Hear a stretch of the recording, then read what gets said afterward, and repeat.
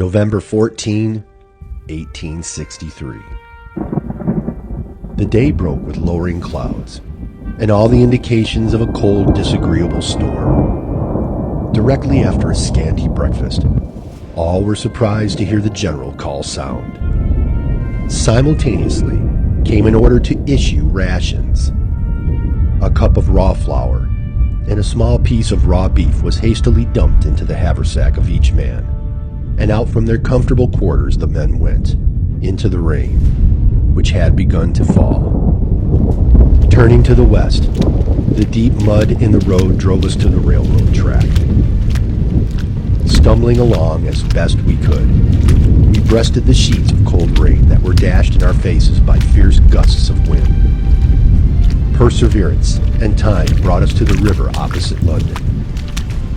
Instead of crossing the river, the road leading down the right or north bank was taken. By this time, the clay hills had become water soaked a foot deep by the incessant rain, and the tired artillery horses could do little more than work themselves through the heavy clay mortar without the extra exertion of dragging the heavy guns after them.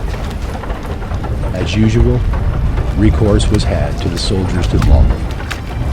Men were stationed along the tugs and traces as close as they could walk, to pull while the drivers plied spur and quirt and cast to the poor horses as they floundered through the slippery, sticky, treacherous mud.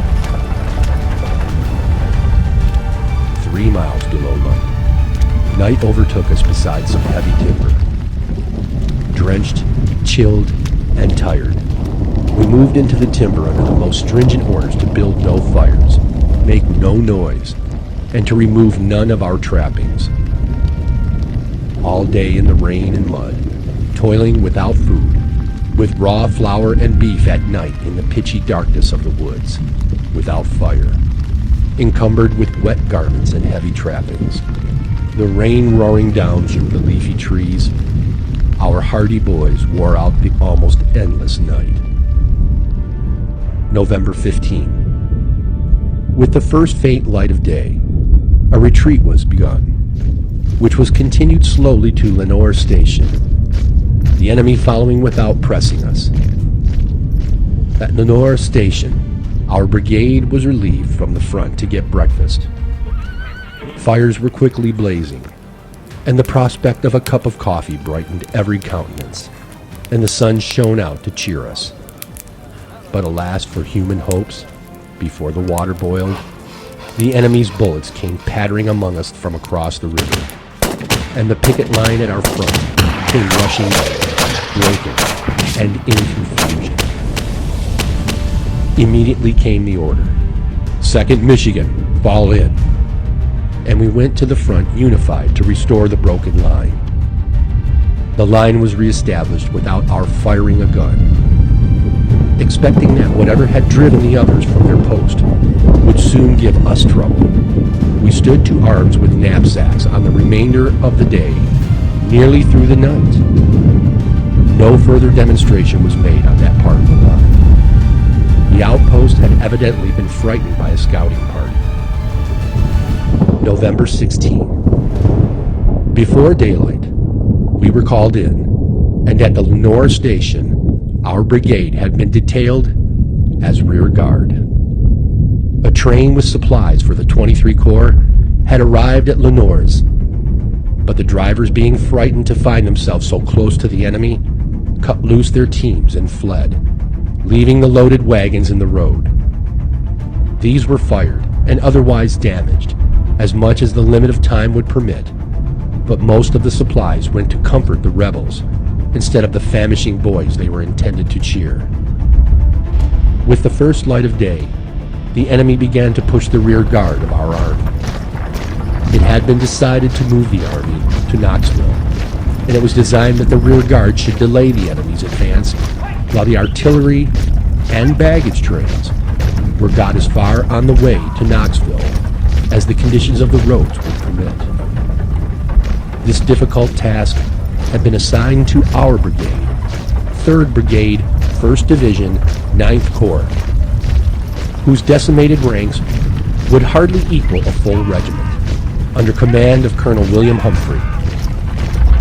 The enemy was bringing up an army of 30,000 men on two roads that formed a junction about 2 miles from Campbell Station. We were on one of the roads. The other was unguarded. The problem was this: to keep the enemy from advancing fast enough to capture any of our baggage or artillery, and at the same time reach Kingston Junction before the enemy's other column arrived there and cut us off from our army. With this object in view, our tactics were to fight and fall back. With a simple piece of artillery to annoy the enemy at long range, and our line deployed on either side of the road, we made a stand upon the first high ground and watched the enemy advance with wide extended lines to overlap ours, his flank thrown well forward as if intent upon closing in upon us if opportunity afforded. Waiting for him until he was within range, we opened a deadly fire that checked his advance, and then we retreated to repeat the same move on the next rise of ground. At one place, we descended a long hill, crossed a stream, Turkey Creek, and ascended the opposite hill. Our regiment was not permitted to pause long enough to fill our canteens with needed water at this stream. Colonel Comstock of the 17th held the creek as long as possible, and in consequence, lost 30 or 40 men before ascending the opposite hill. 7 killed, 19 wounded, 10 missing. At last, we were at the top of the hill that leads down to Kingston Junction. A triangular piece of timber lies between the two roads. As we entered this timber, the enemy made a dash at us and followed closely down through the timber.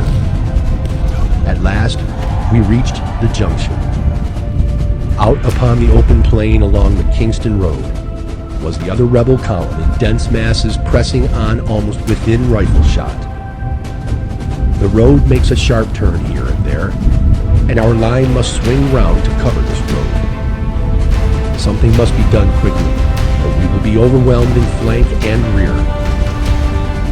2 men from each company were detailed to make a dash into the woods, while the whole rear guard set up such a hurrah as never came from so few throats. As they dashed forward, the rebels recoiled, and our line swung round just in time to present a square front to the united foe.